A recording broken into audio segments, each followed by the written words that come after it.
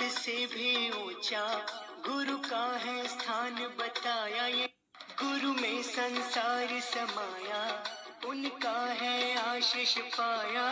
प्रभु ने खुद से भी ऊंचा गुरु का है स्थान बताया, ये गुरु में संसार समाया, उनका है आशीष।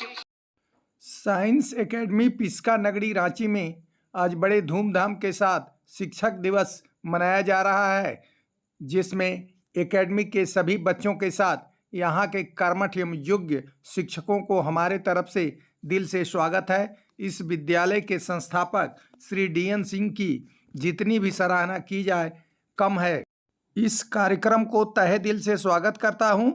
किसी कारण से इस विद्यालय में 5 सितंबर 2023 को शिक्षक दिवस नहीं मनाया जा सका, इसके लिए हमें खेद है। विलंब ही सही पर अजूबा ढंग से सांस्कृतिक कार्यक्रम पेश कर बच्चों ने सबका दिल जीत लिया।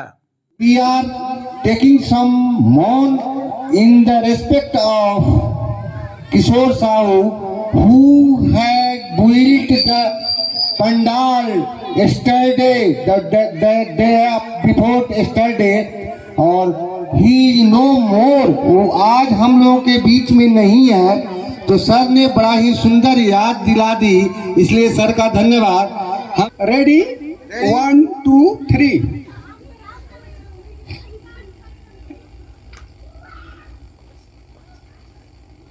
किशोर साहू जो कल तक इस टेंट को खड़ा करने में तैयारी कर रहे थे, खड़ा होकर के आखिरी व्यवस्था है उनकी, आज सुबह सुबह गहरी नींद में सो गए। यह विद्यालय परिवार उनकी आत्मा की शांति के लिए अभी अभी कंडोलेंस मनाया।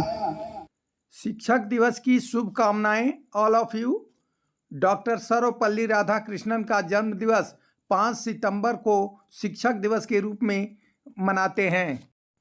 वैसे तो गुरु शिष्य की परंपरा सदियों से चली आ रही है और हमारी प्रथम गुरु होती है हमारी माँ, क्योंकि औपचारिक शिक्षा तक गुरु सीमित नहीं होते।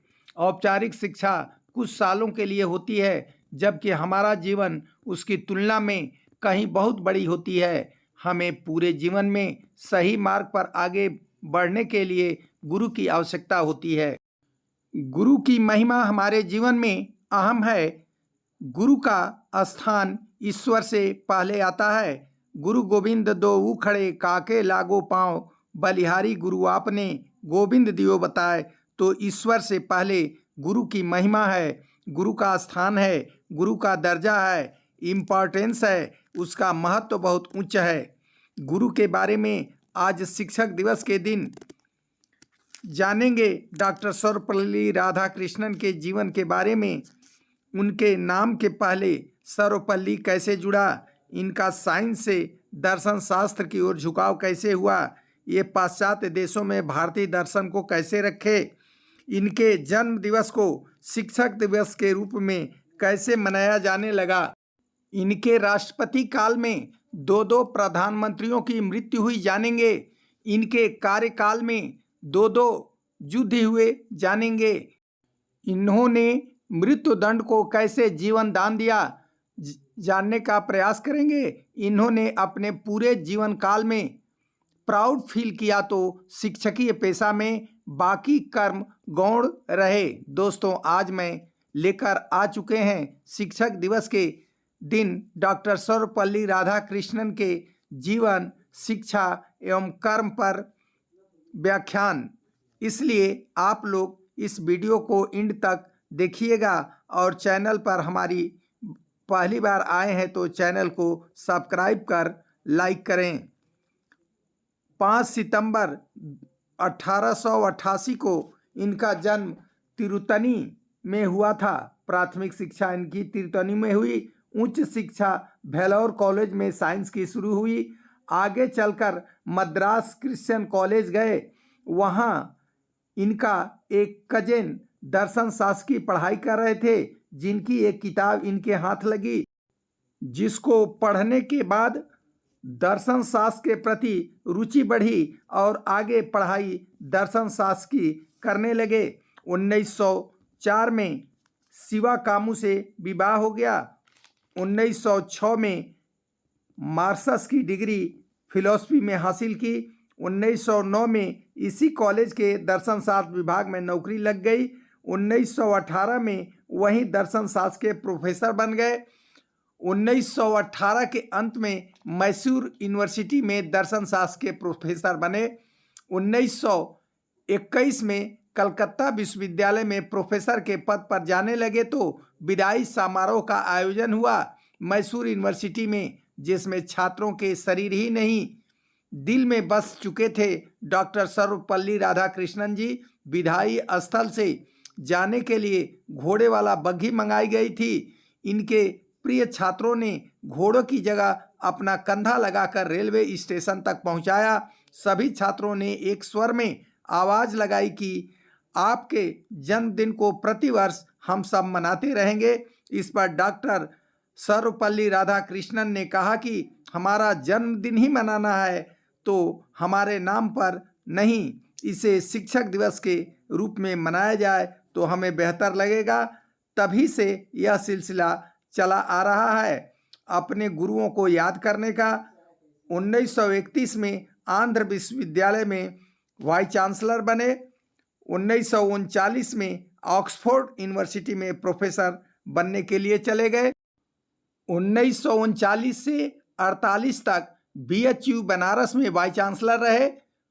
1949 से 52 तक सोवियत संघ के मॉस्को में राजदूत बने। यहीं पर स्टालिन से मुलाकात होती है, जो एक क्रूर व्यक्ति था जिससे मिलना बहुत मुश्किल काम था।